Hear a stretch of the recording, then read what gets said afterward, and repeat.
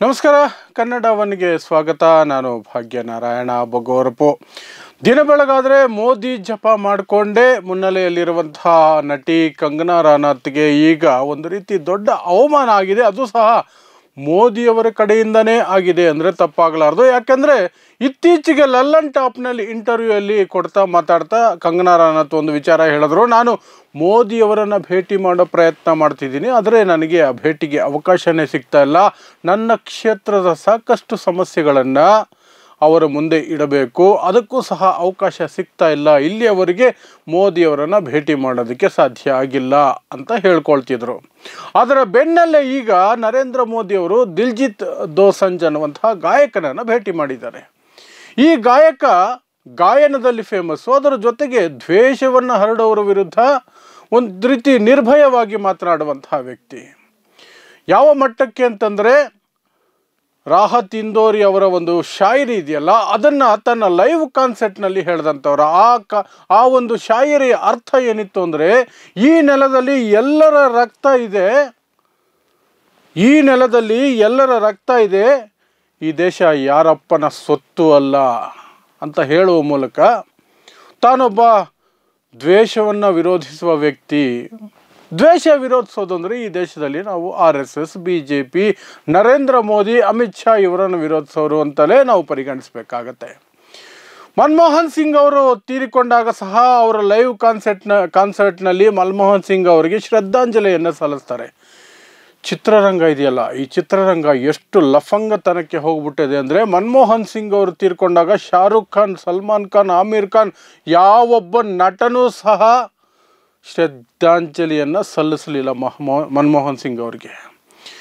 ಶ್ರದ್ಧಾಂಜಲಿ ಸಲ್ಲಿಸ್ಬಿಟ್ರೆ ಎಲ್ಲಿ ಮೋದಿಯವರಿಗೆ ಸಿಟ್ಟು ಬರುತ್ತೋ, ಯಾವ IT ಅಧಿಕಾರಿ ಮನೆ ಮೇಲೆ ಬೀಳ್ತಾನೋ ಅನ್ನುವಂತಹ ಭಯ ಇರಬೇಕು ಇವರಿಗೆಲ್ಲ. ಅಷ್ಟು ಅಯೋಗ್ಯತನ. 2014ಕ್ಕೆ ಮೊದಲು ಪ್ರತಿಯೊಂದು ವಿಚಾರದಲ್ಲೂ ಟ್ವೀಟ್ ಮಾಡೋರು. ಪೆಟ್ರೋಲ್ ಬೆಲೆ ಜಾಸ್ತಿ ಆದರೆ ಟ್ವೀಟು, ಇನ್ನೇನೋ ನೋಡಿದ್ರೆ ಟ್ವೀಟು, ಸರ್ಕಾರದ ವಿರುದ್ಧ ಟ್ವೀಟು. ಈಗ ಸಂಪೂರ್ಣ ಬಂದ್. ಅಂತಹ ಪರಿಸ್ಥಿತಿಯಲ್ಲಿ ಈ ಗಾಯಕ ದಿಲ್ಜಿತ್ ದೋಸಂಜ್ ಅನ್ನುವಂತಹ ಗಾಯಕ ನಿರ್ಭೀತಿಯಿಂದ ತನ್ನ ಅಭಿಪ್ರಾಯವನ್ನು ಮಂಡಿಸುವಂತಹ ವ್ಯಕ್ತಿ. ಅಂತಹ ವ್ಯಕ್ತಿಗೆ ಭೇಟಿ ಮಾಡೋದಕ್ಕೆ ಅವಕಾಶ ಮಾಡಿಕೊಟ್ಟಂತಹ ಮೋದಿಯಿಂದಾಗಿ ಈಗ ಕಂಗನಾ ರಾನೌತ್ಗೆ ಒಂದು ರೀತಿ ಅವಮಾನ, ಇನ್ನೊಂದು ಕಡೆ ಹೊಟ್ಟೆ ಉರಿ. ನನಗೆ ಅವಕಾಶನೇ ಸಿಗ್ತಾ ಇಲ್ಲ, ಅದನ್ನು ನಾನು ಒಳಗಡೆ ಇಟ್ಕೊಂಡಿದ್ರೆ ಚೆನ್ನಾಗಿರ್ತಿತ್ತು, ಆದರೆ ನಾನು ಇಂಟರ್ವ್ಯೂಲ್ಲಿ ಬೇರೆ ದೊಡ್ಡ ಮಟ್ಟದಲ್ಲಿ ಹೇಳ್ಕೊಂಬಿಟ್ಟೆ, ಮೋದಿನ ಭೇಟಿ ಮಾಡೋಕ್ಕೆ ಅವಕಾಶನೇ ಸಿಗ್ತಾ ಇಲ್ಲ, ಎಷ್ಟು ಸಲ ಕೇಳಿದ್ರೂ ಸಹ ನನಗೆ ಸಮಯ ಕೊಡ್ತಾ ಇಲ್ಲ ಅಂತ. ಅದಾದ ಬೆನ್ನಲ್ಲೇ ಈ ರೀತಿ ನಾನು ವಿರೋಧಿಸುವ ಒಬ್ಬ ಗಾಯಕನನ್ನು ಇವರು ಭೇಟಿ ಮಾಡ್ತಾರೆ.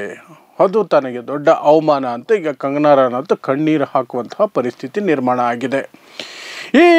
ಈ ಒಂದು ಹಿನ್ನೆಲೆಯಲ್ಲಿ ನಾವು ಒಂದು ವಿಚಾರವನ್ನು ನೋಡಬೇಕು.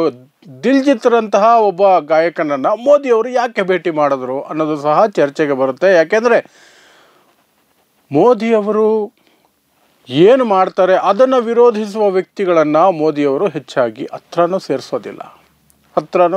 ಹೊಗಳೋರನ್ನೇ ಸೇರಿಸಲ್ಲ, ಗೋಧಿ ಮೀಡಿಯಾನೇ ಸೇರಿಸೋದಿಲ್ಲ. ಚುನಾವಣೆ ಬಂದಾಗ ಮಾತ್ರ ಒಂದಷ್ಟು ಸ್ಕ್ರಿಪ್ಟೆಡ್ ಇಂಟರ್ವ್ಯೂಗಳನ್ನು ಮಾತ್ರ ಮಾಡೋದು.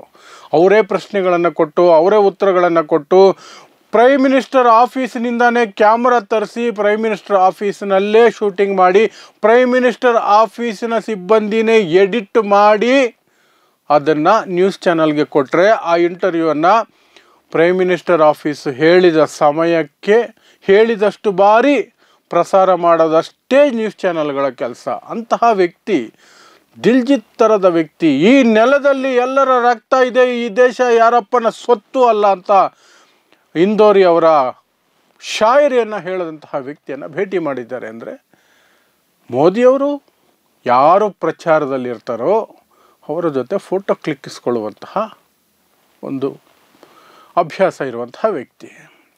ದಿಲ್ಜಿತ್ ಈಗ ಫುಲ್ ಫೇಮಸ್ ಆಗಿದ್ದಾರೆ, ಎಲ್ಲ ಕಡೆ ಕಾನ್ಸರ್ಟ್ಗಳು ನಡೀತಾ ಇದೆ, ಜನ ಸೇರ್ತಿದ್ದಾರೆ. ಹಾಗಾಗಿ ಅವ್ರ ಜೊತೆ ಒಂದು ಫೋಟೋ ಕ್ಲಿಕ್ಕಿಸ್ಕೊಳ್ಳಬೇಕು. ಅದು ಮೋದಿಯವರ ಫೈನಲ್ ಲೆಕ್ಕಾಚಾರ ಅಷ್ಟೇ. ಕಂಗನಾ ರಾನೌತ್ನ ಕರೆಸಿ ಕೂತ್ಕೊಂಡು ಮಾತಾಡೋದು ಏನು ಸಿಗುತ್ತೆ? ಏನೂ ಸಿಗಲ್ಲ. ಕರೆದಿಲ್ಲ ಅಂದ ತಕ್ಷಣ ಕಂಗನಾ ರಾನೌತ್ ನಾಳೆ ಬೆಳಗ್ಗೆ ಹೊರಗಡೆ ಹೋಗಿ ಮೋದಿ ವಿರುದ್ಧ ಹೇಳಿಕೆ ಕೊಡ್ತಾರಾ? ಅದು ಇಲ್ಲ. ಆಕೆಗೆ ಟಿಕೆಟ್ ಕೊಟ್ಟಿದ್ದೀವಿ, ನನ್ನನ್ನು ಹೊಗಳಿದ್ದಕ್ಕೆ ಬಹುಮಾನ ಅಂತ. ಸಂಸದೆ ಆಗಿದ್ದಾಳೆ, ಹಂಗೆ ಬಿದ್ದಿರಲಿ ಅನ್ನೋದು ಮೋದಿಯವರ ಲೆಕ್ಕಾಚಾರ.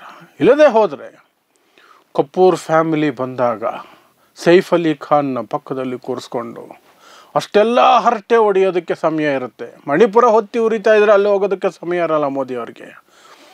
ಸಿನಿಮಾ ತಾರೆಯರು ಬಂದಾಗ ಆ ಸಮಯ ಇರುತ್ತೆ. ಅಂತಹ ಸಮಯ ಇರುವಂತಹ ವ್ಯಕ್ತಿ ತನ್ನದೇ ಪಕ್ಷದ ಒಂದು ಸಂಸದೆ, ದಿನ ಬೆಳಗಾದರೆ ತನ್ನ ಜಪ ಮಾಡುವ ಸಂಸದೆ, ತನ್ನ ಅಭಿಮಾನಿ, ತನ್ನ ಭಕ್ತೆ ಕಂಗನಾ ರನೌತ್ಗೆ ಸಮಯ ಕೊಡಲಿಲ್ಲ ಅಂದರೆ ಅದು ಖಂಡಿತವಾಗ್ಲೂ ಸಹ ಕಂಗನಾ ರನೌತ್ಗೆ ಅವಮಾನವೇ ಸರಿ. ಪ್ಲಸ್ ಆಕೆಗೆ ಭೇಟಿ ಮಾಡೋದಕ್ಕೆ ಅವಕಾಶ ಕೊಡಲಿಲ್ಲ ಅಂದರೆ ಹಾಳಾಗೋಗಲಿ. ಇಂತಹ ವ್ಯಕ್ತಿಗಳ ಜೊತೆ ನಿಂತ್ಕೊಂಡು ಮೋದಿಯವರು ಫೋಟೋ ಕ್ಲಿಕ್ಕಿಸ್ಕೊಂಡು ಸ್ಮೈಲ್ ಕೊಡ್ತಾ ಇದ್ರೆ ಪಾಪ ಆ ಆತ್ಮ, ಕಂಗನಾ ರನೌತ್ ಆತ್ಮ ಹೇಗೆ ವಿಲ ಅಂತ ಒದ್ದಾಡಬೇಕು, ಎಷ್ಟು ಅವಮಾನ ಆಗಿರಬೇಕು. ಲಲ್ಲನ್ ಟಾಪ್ ಇಂಟರ್ವ್ಯೂಲ್ಲಿ ಹೇಳಿದ್ದಕ್ಕೂ ಇದು ಆಗಿದ್ದಕ್ಕೂ ಇದರಿಂದ ಏನು ಪಾಠ ಕಲಿತೀವಿ? ಅವರವರ ಅವಶ್ಯಕತೆಗಳಿಗೆ ಅವರವರು ಬದುಕ್ತಾರೆ. ನಿಮ್ಮ ಸ್ವಾರ್ಥಕ್ಕೆ ಯಾರೋ ಒಬ್ಬ ವ್ಯಕ್ತಿಯನ್ನ ದೊಡ್ಡ ದೇವರು ಅಂತ ಬಿಂಬಿಸೋಕೆ ಹೋಗ್ತೀರಿ, ಆದರೆ ಅವರೇ ಒಂದು ದಿನ ನಿಮ್ಮ ಮಾನ ಕಳೀತಾರೆ. ನೀವು ಯಾವತ್ತು ಗುಲಾಮಗಿರಿ ಮಾಡ್ತೀರೋ ಯಾವತ್ತಿಗೂ ಗುಲಾಮರಾಗೇ ಉಳ್ಕೊಳ್ತೀರಿ ಹೊರತು ಮೇಲ್ಸ್ತರಕ್ಕೆ ಹೋಗೋದಕ್ಕೆ ಸಾಧ್ಯನೇ ಇಲ್ಲ ಅನ್ನೋದು ಒಂದು ಇದರಿಂದ ಬರುವಂತಹ ಇನ್ನೊಂದು ನೀತಿ ಪಾಠ ಅಂತಲೇ ಹೇಳಬೇಕು. BJPಯ ಮೋದಿಯ ಜಪ ಮಾಡೋರಿಗೆ ಪಾಠ ಅಂತಲೇ ಹೇಳಬೇಕು. ನೋಡ್ತಾ ಇರಿ ಸಮಾಜಕ್ಕಾಗಿ ಕನ್ನಡ 1 ನ್ಯೂಸ್. ನಮಸ್ಕಾರ.